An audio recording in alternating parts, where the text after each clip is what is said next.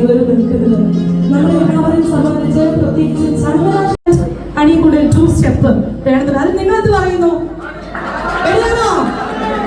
So അവരെല്ലാവരും ready ആയിട്ട് നമ്മുടെ സ്വന്തം MLA ജോബ് മൈക്കിൾ അവിടെ കൂടെ ഉണ്ട്. അദ്ദേഹത്തിന്റെ അടുത്ത